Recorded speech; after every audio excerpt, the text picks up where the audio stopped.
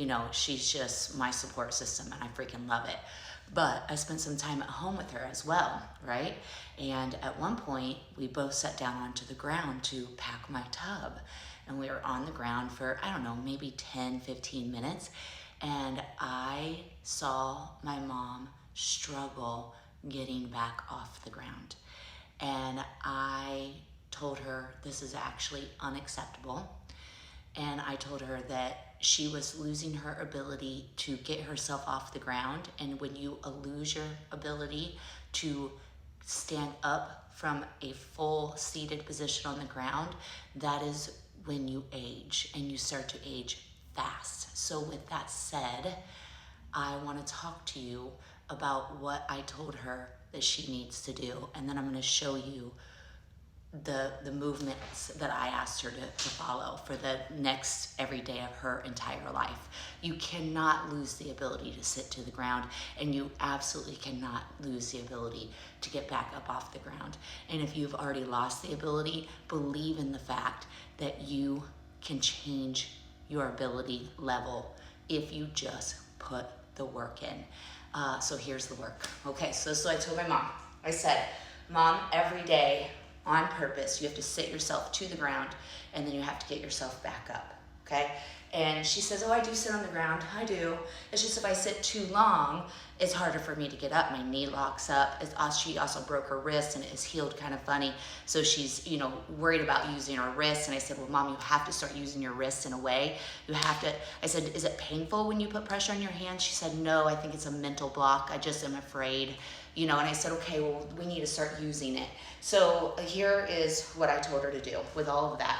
So I said, you have to sit down on the ground at least once every day. Sit to the ground, stay there, take a breath in, and then find your way off the ground. Now, usually I will ask my students to sit to the ground and stand back up without using their hands. So it looked like something like this. And it looks different all the time. So I never ask my students to sit down the same way every single time.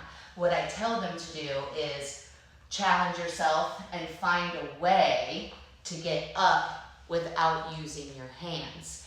And every time you go down, it can look different. It doesn't have to look the same. It can look different, and it should look different. And the whole idea is to control your motion, right? So you gotta find a way to get yourself up. This is my tighter hip. This hip has a little bit of limitation, but I just work around the limitation, and I just find my way off the ground and on the ground without using hands. Well, let's say you can't do that, okay? Most people, if you haven't practiced like that, it's hard for you to do it anyway.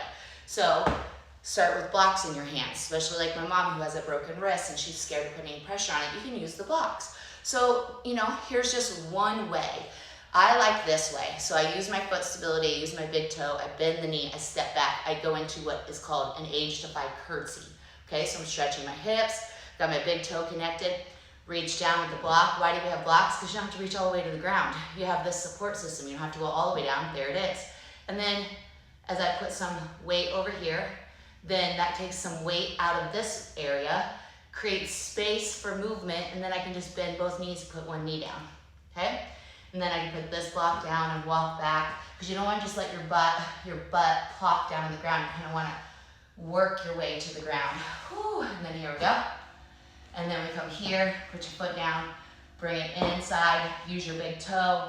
Now you put the blocks in, bend your elbows, and you just kind of don't put all your weight in your wrist. You're just kind of pushing the blocks into the ground, using your belly, lift your hip, get some space, and then take the knee out.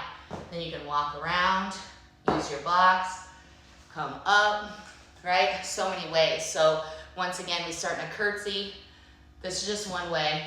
Lean forward, create some space, sit, use the blocks so your butt doesn't just plop down. Use the blocks, walk them back, go as slow as you can.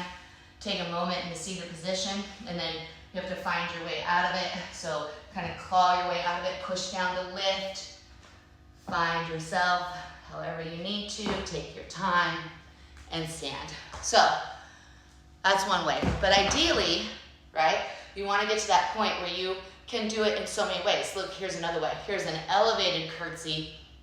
I'm going to get as low to the ground as I can. And now I'm going to bring this leg around, and I'm going to sit. I'm gonna counterbalance. It's called movement physics. I teach a lot of movement physics in my classes. When you learn movement physics, when you learn how to get out of your own way and to create space for movement, guess what? You move young, you feel young, you live young. This is so much movement therapy is going through my body right now.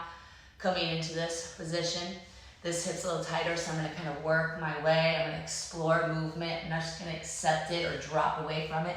Instead, I'm gonna play around with it. Whew, found my way. And then I'm gonna come back up. Like I said, this one's a little bit more tricky. And I just find my way in movement physics. As much as I reach this way, I'm pulling that way. As much as I push down, I lift. Whew, and I come back up. This is what we do at AgeDEFY. So anyway, hope you like this. Come work out with me.